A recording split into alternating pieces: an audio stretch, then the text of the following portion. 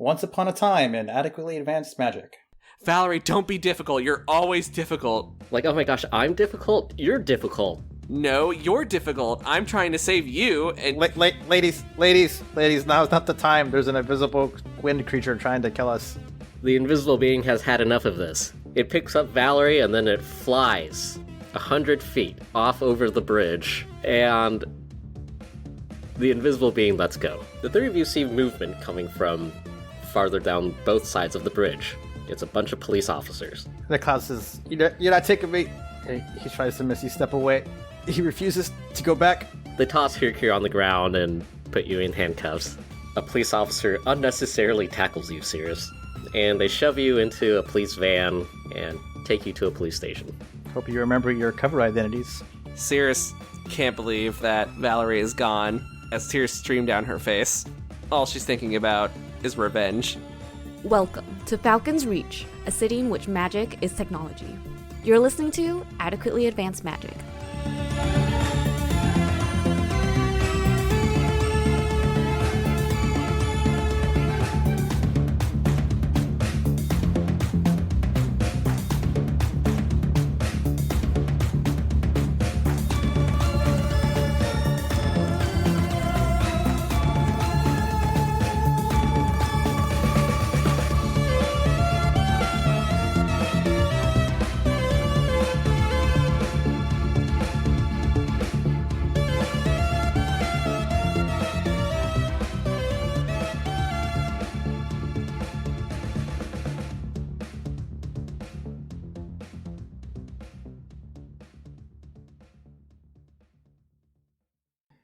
Niclaus, having successfully evaded the police, you and the voices in your head find yourselves standing amidst the crowd of onlookers. You're still handcuffed, but you have your jacket pulled down, and you continue to maintain this so-called regal bearing. Regal bearing, TM. Yeah, just by the way that you're walking. Go ahead and roll a perception check. Let's see how good Niclaus's eyes are today. Ooh, not great. So he rolled a 3, but before we do anything else, I will spend a sorcery point to re-roll using magical guidance as a sorcerer. Slightly better, so that's just going to be an 8. You catch a few brief glimpses of Seirys and Hyrkir being shoved by police into what appears to be a police van. And then it levitates off the ground and drives off. Are any of the police still paying attention to me specifically, or not really? Not really.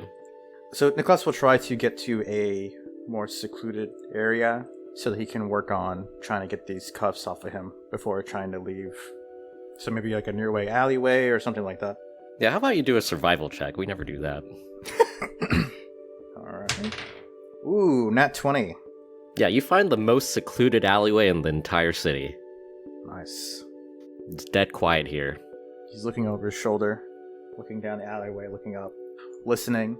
Is he alone? You enter the alleyway, which has a couple of trash bins strewn about.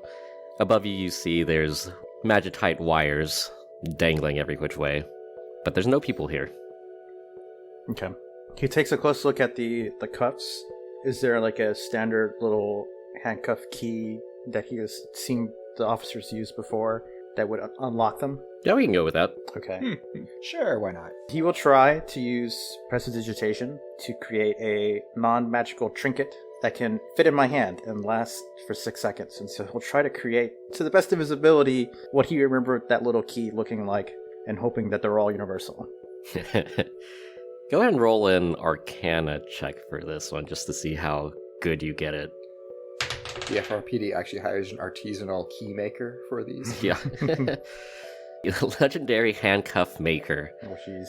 It's one dwarven family. A long line of handcuff makers. So he rolled a 13 plus 6, so that'll be 19. Yeah. You get it pretty good, but not perfect. And go ahead and do a sleight of hand check to... Try to wiggle it that last 5% needs. That'll be a 4, so he's going to use another sorcery point. You're running out of these. It's all worth it, though. Double digits again. That'll be a 15 plus 2, so 17. Yeah, the handcuffs click open. He pockets them in case he needs it for later. And then he'll try to attempt to make his way back to the apartment complex. Last time he spoke to his friends, he told them that that's where they would try to meet up. He could send another message, but only tomorrow. He's all tuckered out on the spells. He needs a nap. Yeah, nice long nap. So yeah, he's gonna go back to the apartment complex. He's gonna regroup with Audrey, Constance, Gobzu, Annette, Vince, the whole gang. The whole gang. And he's going to, thank you, my notes. He's going to, he's gonna talk with them, let them know what happened, and see if they have any suggestions. And hopefully his friends will just arrive by then. Niclaus, you head down to the entrance of the alleyway and begin the long trek home. And then we cut to inside the police van. Hyrkir and Seirys, the two of you have your hands handcuffed behind your back. And sitting inside the van are two police officers. Is there like a light on, or is there, what do they call it, like windows, or is it just, like, You got black bags over your head. it's not what Joey We're being said. kidnapped. No, we're not collaborative storytelling that. The back of the van is relatively austere. You're sitting on some hard metal benches, essentially. There's not much. It's not very comfortable, that's for sure. What? I'm gonna complain to the city council. There's some thin window slits to allow light to enter the back. What are you guys doing? Testing the handcuffs. Seirys is muttering to herself, saying things like, I could have saved her. I should have saved her. Here, go ahead and do a sleight of hand check. 9. I'm very stealthy and sneaky and clearly good at this. You wiggle around a little bit, but the handcuffs sort of, Work? yeah. The police officer sitting across from you doesn't notice, though. Okay, so is it like... Okay, so the van is like 4-seat... Oh, okay, so it's a van where they're like... There's benches and they're sitting across from us. Is that the Yes. situation? Okay. Yeah. It's a lot for 2 people. How about you do a quick history check? Okay. Just throw in all these things at... Knowledge police check. Knowledge police. Okay. It's a 16 plus 0. The heavy police presence and the increased security appears to be because a police officer was involved and supposedly dead. As corrupt as the police are, they really don't like it when you actually mess with them. Okay, so they think we killed Valerie. Yep. I guess, Joey, would I know if there's going to be some sort of interrogation or anything where we'll be able to plead our case? Yeah, that's pretty standard. Okay. Trying to decide how much faith Seirys has in the system. Hyrkir has none. No faith in the system. Hyrkir's gonna study the two cops opposite. Are you looking for anything specific or just sort of eyeing them over? Yeah, just sort of what is their posture, anything that can be gleaned from, which probably isn't that much, because Hyrkir actually doesn't have that much experience with Getting their measure. cops. Yes, I pull a tape measure out of my pocket. Go ahead and do a perception check. 25. You eye the police officers across from you. The first one is a tall, lanky elf, male, apparently, but it's sort of hard to make out because he has the face mask on. That would make it hard to make out. Yeah. He's pretty heavily armored, pretty similar to what you've seen Seirys usually wear. On his utility belt, he has his magic pistol and handcuffs and other various items. So fairly standard equipped cop, from what I can tell, what I know. Okay. He is glaring at the two of you guys, though, and is pretty alert. Okay. Similarly, next to him is a halfling police officer. And judging from her bun, you can deduce that she's a woman, and she's also similarly armored and equipped. So definitely a womanly bun, not a man bun. Yes, you can tell. Just like how you can tell Hey, the size of people's dress sizes. With my perception test, I'm Yeah. pretty perceptive. A couple of minutes pass, and the truck pulls to a stop. The police officers across from you head towards the back, open up the door, and head out. And then they gesture for you to follow them. I take a look at Seirys and see if she's cognizant of what has just happened or if she's still deep in her grief, as it were. She's still deep in her grief. All right, I'll give her a nudge. My grief is so deep. It's so deep! I make a nudge check. Yeah, you nudge her. Okay, it's canon. The Hyrkir auto succeeds all nudge checks. That's true. It's actually one of his class features. Druids, really vicious nudgers. Vicious nudgers. Vicious nudgery. Yeah, I was actually about to say that. The physical sensation of the vicious nudgery jostles Seirys a little bit, and Seirys, realizes what's going on and walks out of the van according to the officer's directive. Yeah. I go with keeping an eye on Seirys, since I'm a little concerned for her well-being at the moment. Shockingly. Very abnormal. Are friends happening? Is friendship happening? Yeah. What are these feelings? Ah. The police officers grab a hold of you guys and lead you inside a police station. Not exactly sure which one. There's no precinct number 14 or something Yeah. that we can see. Yeah, you've been taken to a police black site. Oh my. God, classic police. Classic police. They lead you down a long hallway and straight into separate interrogation rooms. They split you guys up. Inside each of the interrogation rooms, there's a small table with a metal bar, and then they attach your handcuffs to it. The room itself is a little bit peculiar. It's dome-shaped.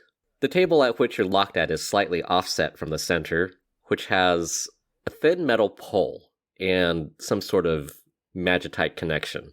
In each of your separate rooms, Hyrkir and Seirys, you guys wait. So we're sitting handcuffed to the table, as it were. Yep. Is there a plaque that says Interrogator of the Month on it? Yeah, you passed it on the way in, okay. actually. Yeah. It's not in there. It's like a whole wall of Interrogator of the Months. Uh-huh. But we're going to cut back to Niclaus real fast. The intrigue. Fine. Niclaus, you walk for about 15 minutes and you get tired. Niclaus checks the map he has of the area, and he's like, how far are we from the apartment complex? Do a survival check. Ask the voices in your head. I've learned not to always trust what they say. Oh, it was on 20, and then it rolled over to 2. So comes to a 5. You take a look at the map, and the voices in your head intensify, making it hard to concentrate. Niclaus, are you sure you're going the right way? What are you wearing right now? Bro, that mimosa was good. Are you sure you don't have an alcohol problem, Niclaus? Niclaus? Niclaus. Niclaus. Oh, Niclaus. At this point, Niclaus will try to find a taxi. Yeah, in the distance you see a taxi start pulling up.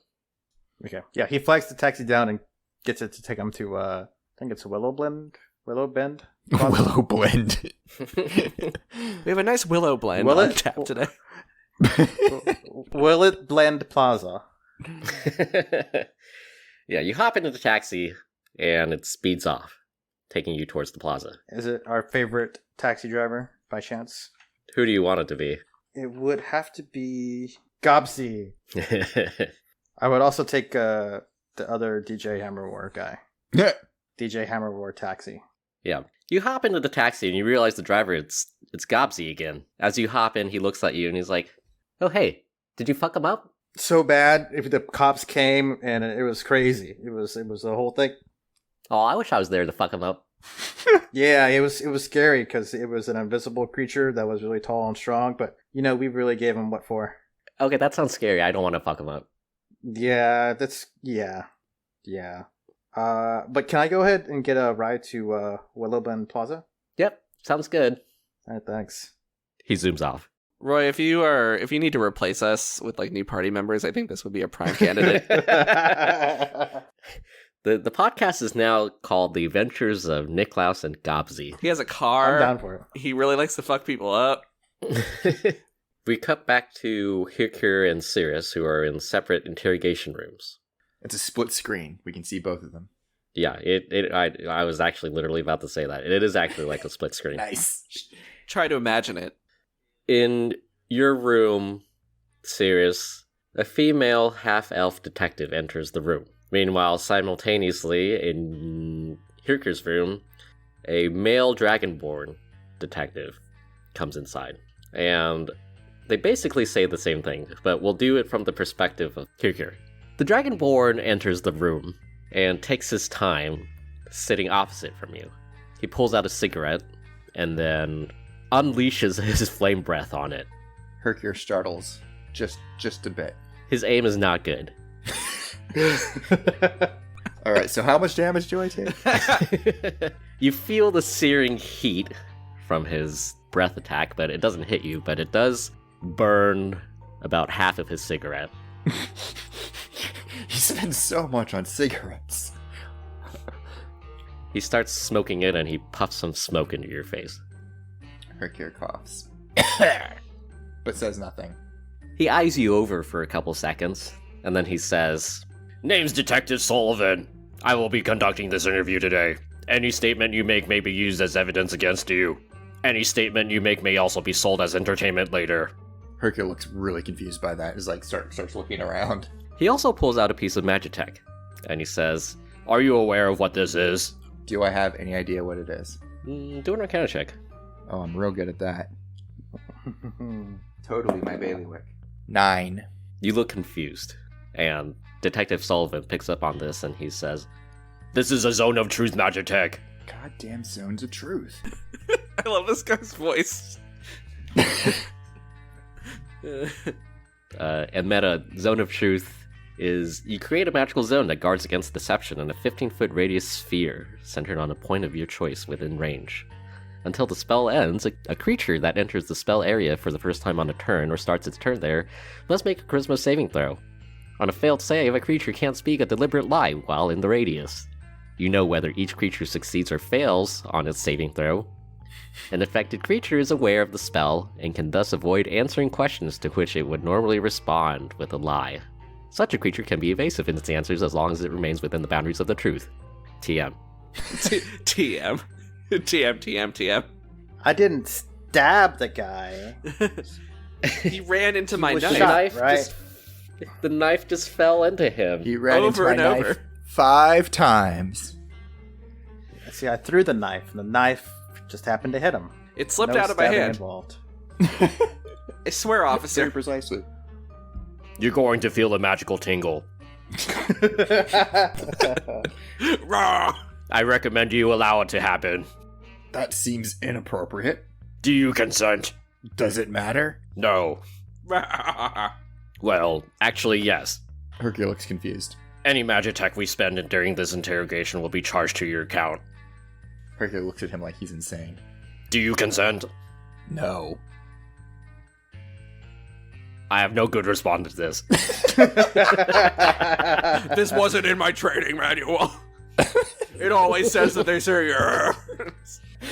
He runs out like... There's like a flow chart, and it says if they say yes, turn to the next page. If they say no, turn to page 27. Turn to 27. Not there. It's 404. It just Page says missing. page 27 will be added in the future. Yeah. Page under construction. I have to talk to my manager. I don't get paid enough for this. He says, Okay, well, each time I have to use one of these, it costs 200 gold. So don't use them. Charged to you. Yes, you said that. I know what's happening here, but I want to let it play out. Because I think it's a great in-character misunderstanding as well. Detective Sullivan pulls out one of the Zone of Truth ones and he slaps it into the mechanism that's in the center of the room, and it activates. Go ahead and do a charisma saving throw. Here. $200 dues. 4. You fail. And he's like, That wasn't so bad, was it? as you feel the magical tingle come over you. Hyrkir says nothing. Okay, the faster you answer my questions, the faster you can get out of here.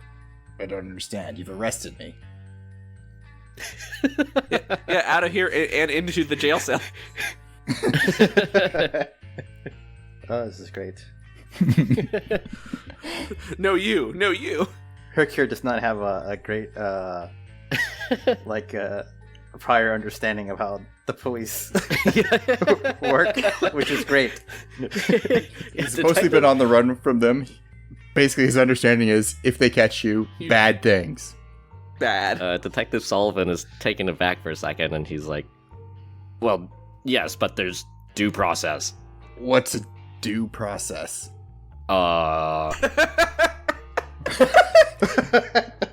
He didn't know this was going to be on the exam. My manual doesn't say what due process is. No one told him it was test day.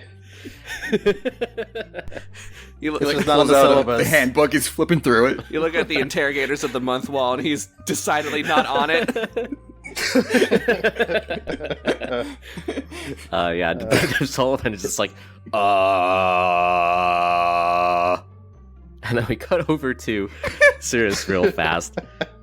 The female half-elf detective has introduced herself as Detective Dawson. I need to write that down. She owns the creek over on the west side.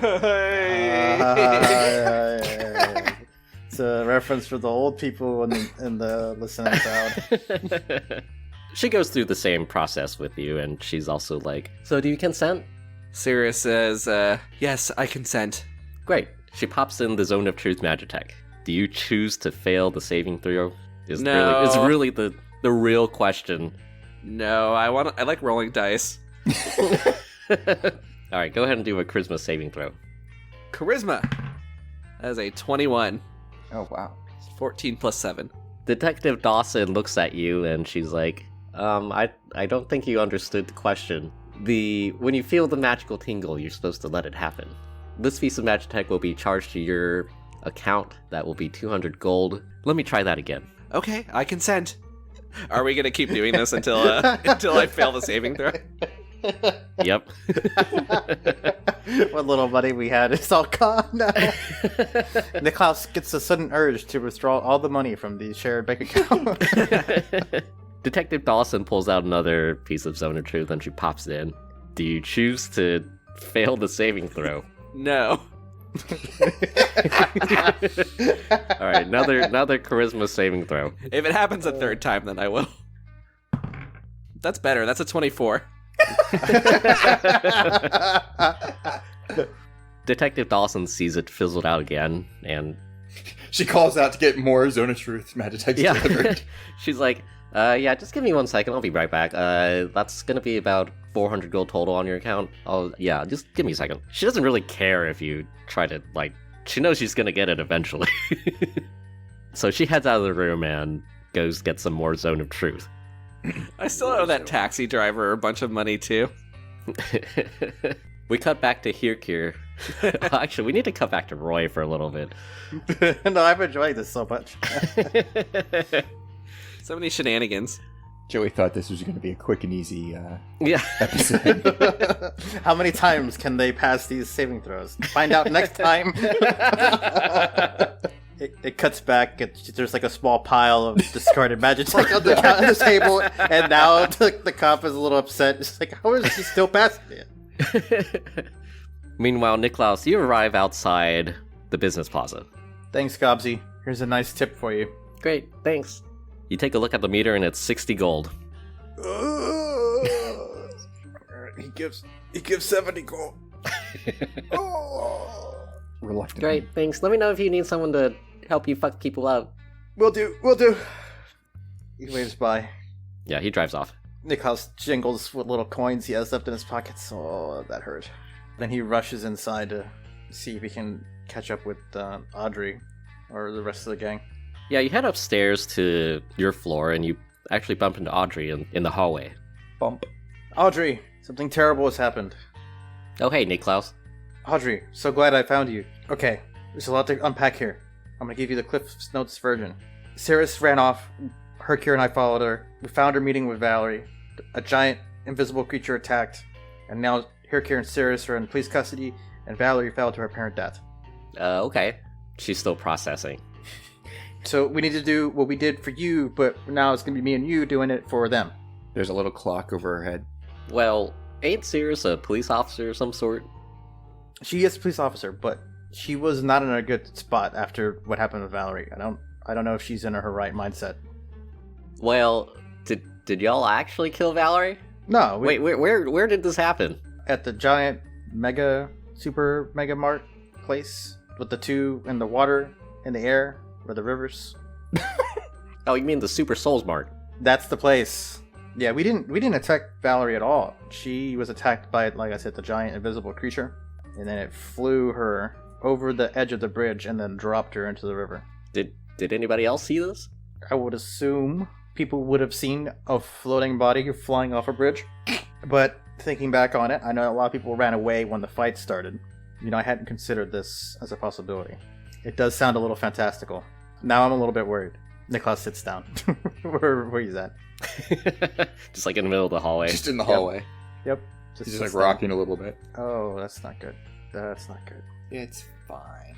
Don't even worry about it. I mean, I'm sure Hyrkir can talk his way out of it. He's very charming, and Definitely. Seirys is always so clear and concise and logical in how she explains things. I mean, together, they're gonna be fine. It's gonna be fine. It's gonna be fine. Audrey looks on with concern, and she says, well, maybe we could get Alistair to help? That's a great idea. They're gonna be fine, but I think that's a great idea. Because he is like a lawyer, right? Yeah. So he goes with Audrey to go chase down Alistair. Yeah. We cut back to Hyrkir, and Detective Sullivan is still like, Listen, if you just answer the questions, we can let you go. You're not kept here forever, I think. Unless you did something. Then we might keep you here forever.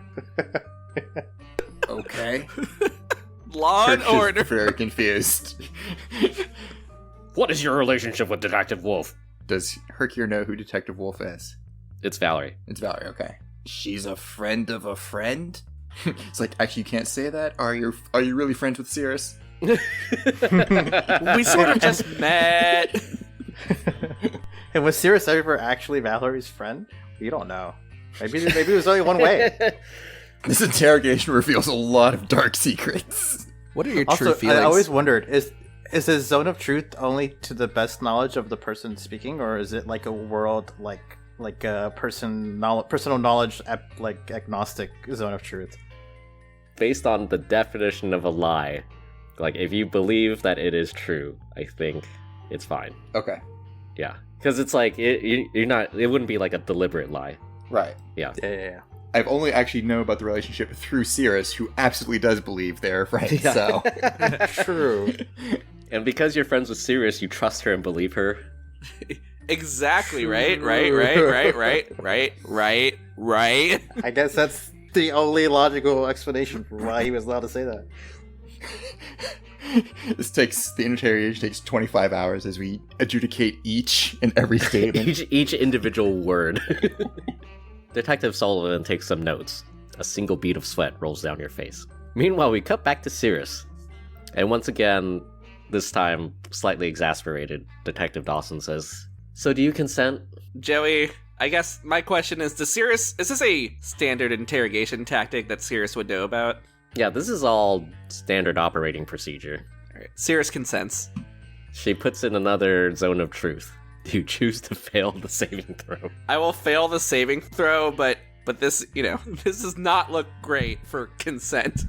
Detective Dawson finally looks slightly relieved. Seirys was heading to enhance interrogation. And she asks, "Alright, so how about you tell me what happened leading up to the events that happened to the bridge?" Detective Valerie Wolf was my best friend, and she invited me to meet her for brunch at the Sky Bridge, the Super Souls Mart, at the Doggo's Tacos stand. Valerie and I got to speaking. She was involved in some sort of scheme to take over Willow Bend Plaza, and before she could tell me more, she was attacked by an invisible monster of some kind. Me and my compatriots fought it off, and it grabbed her and took her and dropped her. And I don't understand why you don't have every officer here investigating this and trying to figure out who's behind this. We are investigating it. She looks at you suspiciously. What is this Willow Bend Plaza, and what is the relation there?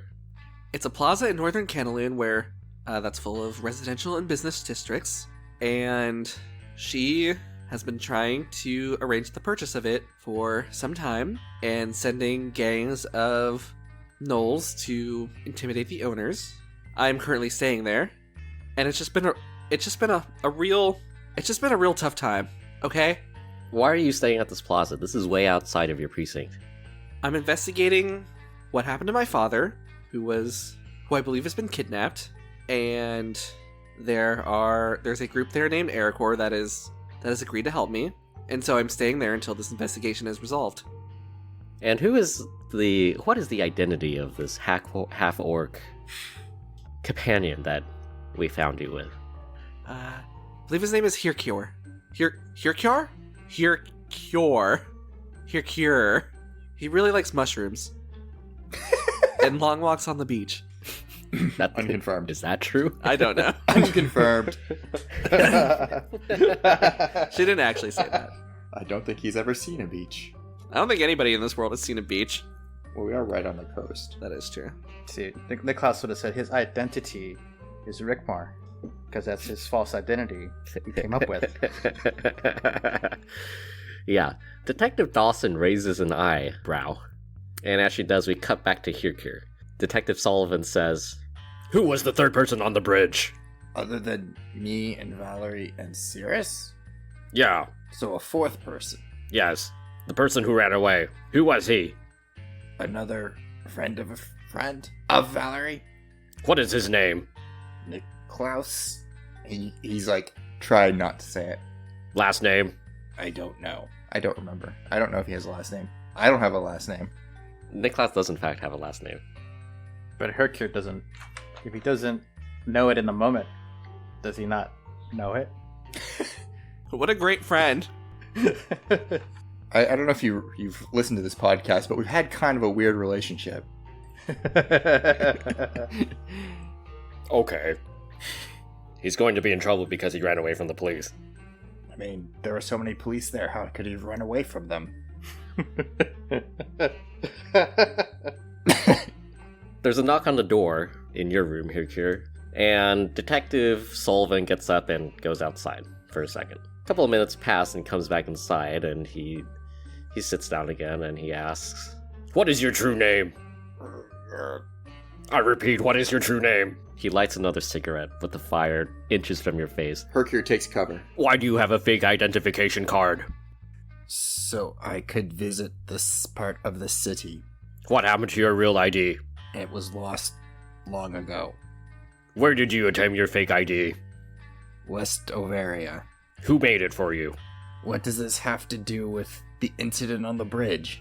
Do you understand that having a fake ID is against the law? And I am the law. I am the due process. This guy could be a good third candidate for a party member replacement. I'm just imagining the interactions between him and Gobsy. Yeah, you have like a fuck 'em up guy and then another police officer.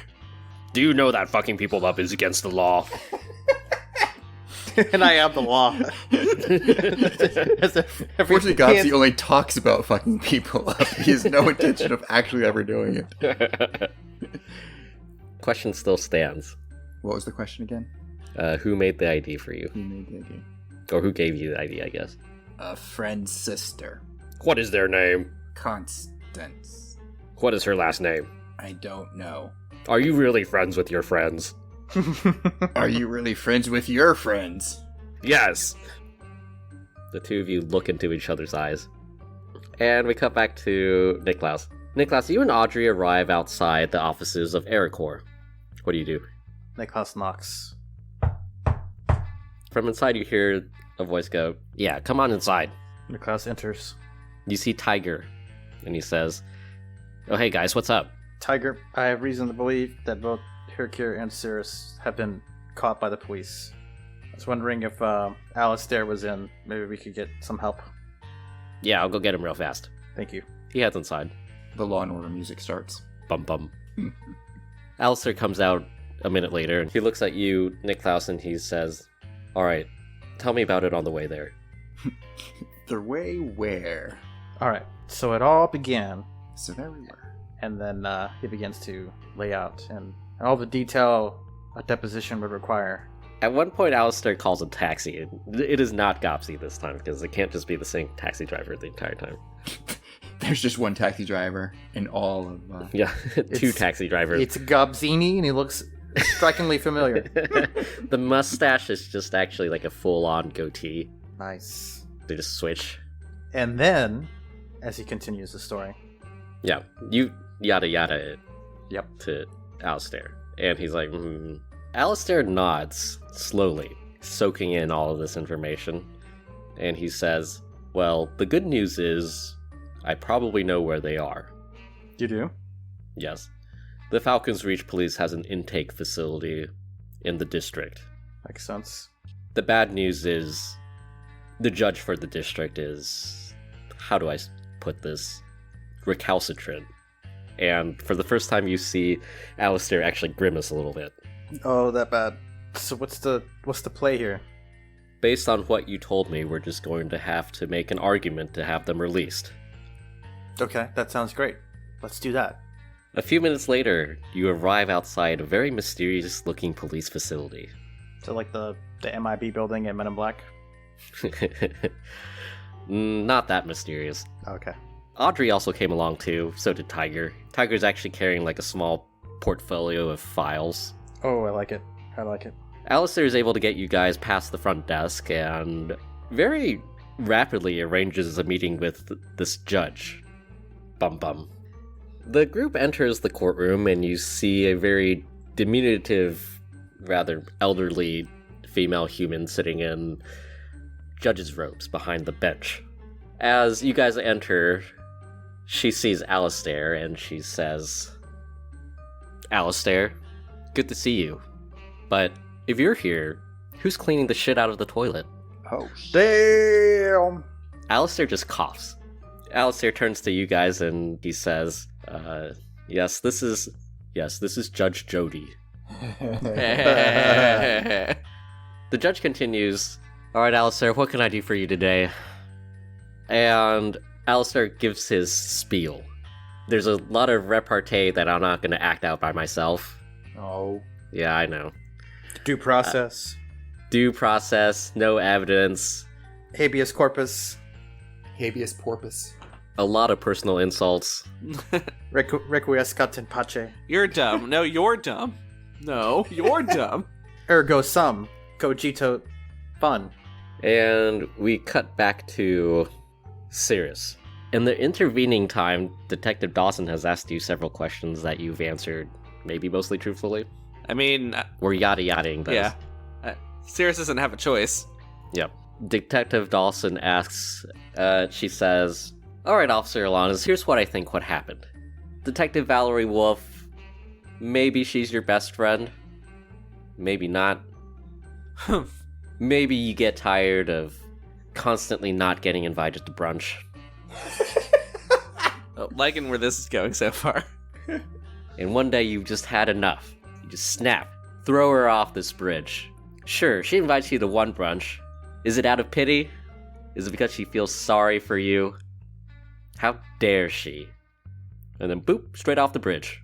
That's the sound that was there. Yeah. Everybody knows that's what it sounds like. That sound about right to you?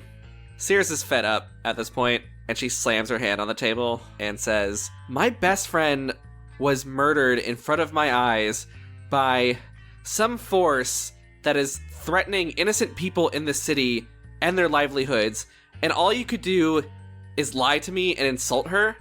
What are you doing to stop this and to protect these people?" Get her. And Seirys, if she can, she tries to stand up to have like a, to look dominating, basically, to try to make this person feel small. Mm-hmm. An intimidation check. Yeah, go and roll one of those. She's good at that because she's so big. That is a 23. Yeah, they did not roll that well. You see a single bead of sweat roll down her forehead. And then there's a knock at the door. Detective Dawson gets up and heads outside. Quickly heads outside. Yeah. Meanwhile, in Hyrkir's room, Detective Sullivan is continuing to press you over Constance. And he says, Where can I find this Constance? Why do you not know your friends' last names? I don't have a last name. Why would I assume anyone else does? Where can I find her? You're the police, that's your job. Tell me, where can I find her? He's starting to get really up in your face about this. Like, he's ready to book you for something. And Hyrkir is not taking that very well, so he's clamming up. What other illegal things have you done? I'm here to answer questions about the murder. Did you murder the detective? No, dropped by an invisible creature of some sort. Did you hire the invisible creature? No, what? Who killed Valerie Wolf? The invisible creature. Where did the invisible creature go? It was invisible. All we could see was Valerie. It dropped her. After that, no idea. He looks at you angrily. I look at him angrily. There's a tense moment of silence, and there's another knock at the door, and Detective Sullivan heads out. Hyrkir rattles his handcuffs angrily.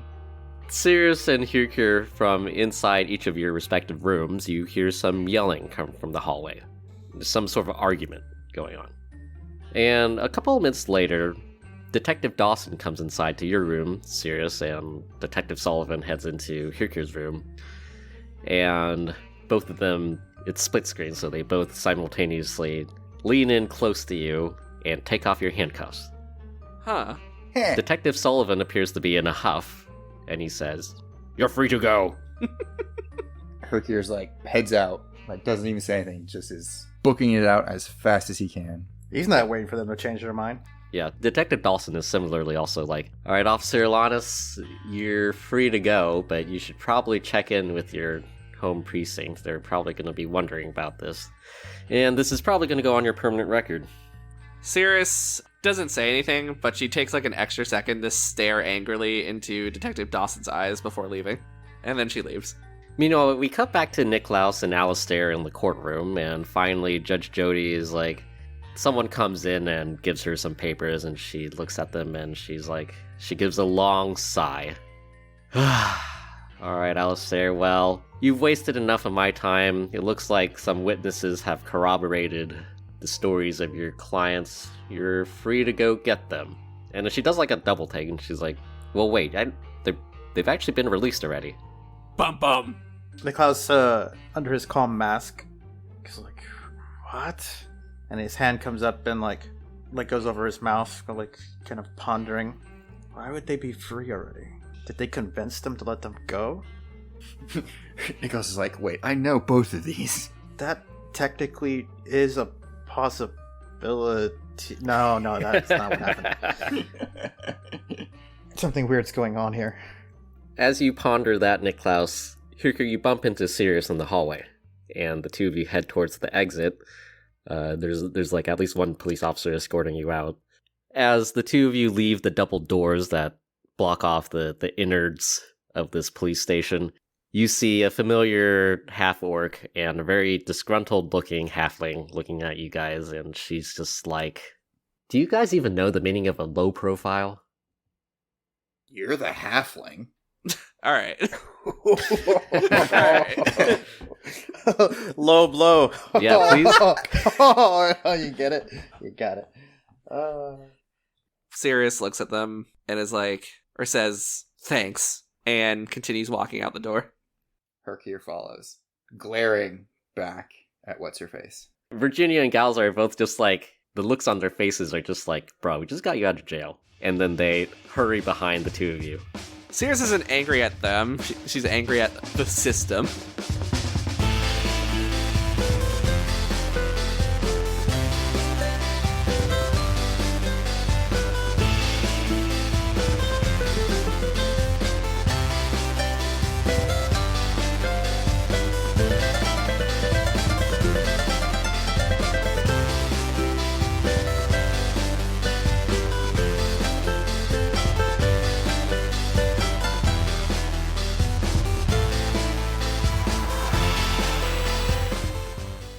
Hey everyone, this is Joey, your endlessly adequate Dungeon Master.